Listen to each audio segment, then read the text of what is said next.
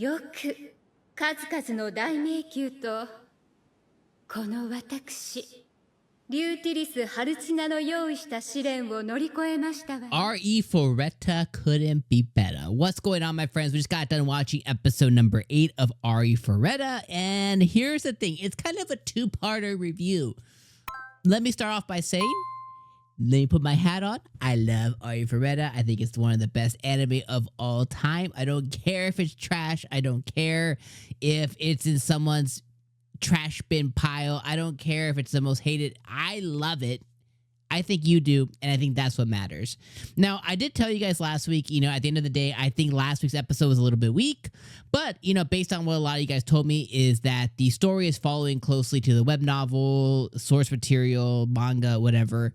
So, some of the pacey stuff is like they're not cutting corners, which is a good thing to hear when they're not cutting corners, because at the end of the day, any adaptation of a manga or light novel into a anime can be pretty hard, and a lot of times there are corners that have to be cut to ensure that pacing stays there and to ensure all the story gets out. But at the other spectrum is when you have a show that is closely following along the lines of the novel, manga, the story that it's following. It's pretty enticing sometimes, and it feels pretty good when you're watching that as somebody who maybe got into the source material first and you're coming over, you're like, okay, they're not missing any of the story beats. Now the nature of it, that translation over is when you're reading a manga, when you're reading a web novel, whatever, you can determine your own pace. So some of the areas that are a little more talky or a little bit like there's less happening, you can kind of skim through them, read quicker, go through the panels faster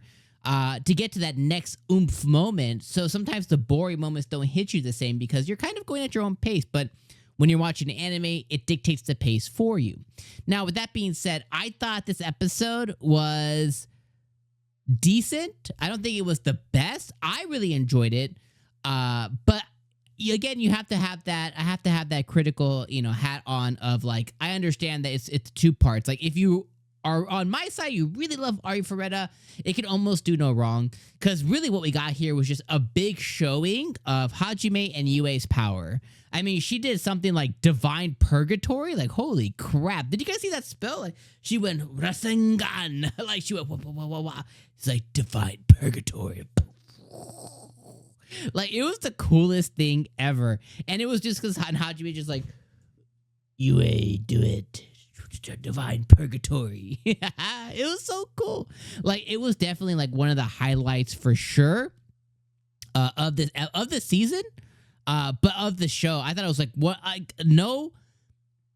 not being dramatic, not being, a fanboy. Like, I just thought it was one of the coolest moments of Arifureta this season, like divine purgatory. Like, it was just so cool and unexpected. I hadn't seen that move from Yue. Obviously when they were fighting and stuff, we got to see her little dragons, her ice and fire and lightning, whatever. Like, we got to see the different powers that she's shown off before, which I also think are really cool.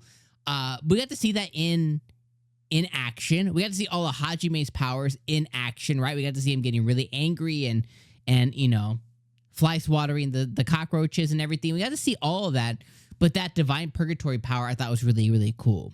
So that was one of the highlights of the show for sure. Now, the journey to get there, again, just depends how much of a fan you were. The fighting of the cockroaches, the fighting that was going back and forth, a little banter between characters.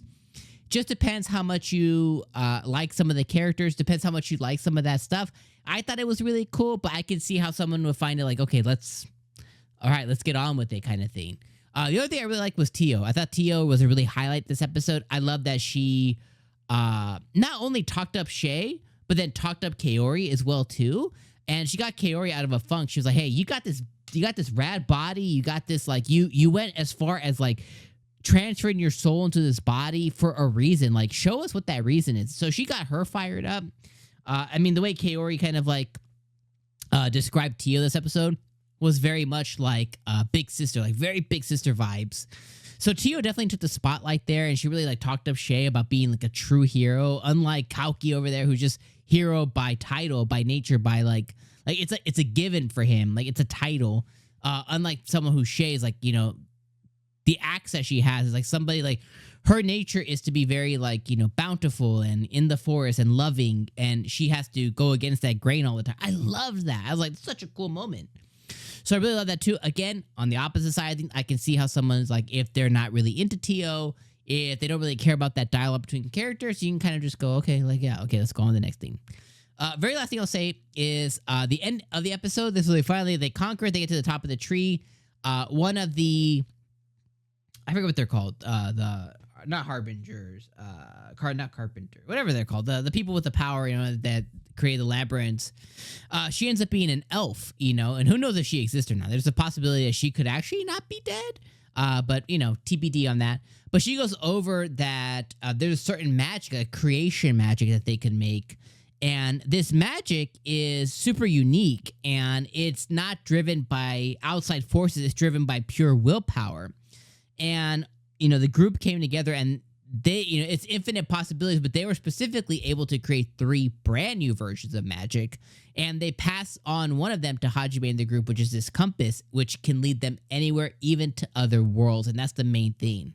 So he now has this new compass that can lead him to his next goal, find a person and find a world. So it's looking like the ability to finally get his group back to Japan. Who knows if that includes him and his harem. It seems like it could potentially be a reality, but he still needs to go and conquer the gods. He needs to still go and destroy the gods first, because they're going to stop him from achieving his goal. But the first thing that had the first big pillar has now shown itself, as in like, okay, now he has this super magic that can get him, or at least show him the path to anywhere, which is so, so cool. So yeah, overall, this episode was awesome. I would easily put this like 8.5 out of 10. Again, putting the reviewer, you know, non super fan, you know, hat on, taking the super fan hat off. I would say it's more like a 6.5 out of 10. Probably if I would put it on a MAL score, a My Anime List score, probably about 6.5, 6.7 out of 10. Still thought it was an enjoyable episode, but you know, just depending on people's taste and what they like, it can vary in that fashion, as you can imagine, just based on the product that we got right now. But overall, I thought this was like 8.5 out of 10. That was an awesome episode. Love Tio. I mean, Kaori's best girl, right? So anytime she gets screen time. Shizuku was holding her head at the end, so I wonder what's really going on with that. Maybe she has a connection or something. Maybe she's up next to see what ends up happening there. But Tio had her moment. Kaori had her moment. Shay continued to have her moment. Yue, divine, had her moment big time here. Hajime, obviously, he's the star. So yeah, overall, thought it was really, really good, this episode. So yeah, let me know your guys' thoughts in the comments down below, my friends. This is episode, again, number 8. Next week is called episode number 9, Changing Heart. So we'll see on how that shakes out. But yeah, I'm going to see you guys there for episode number 9. All right, friends. Peace.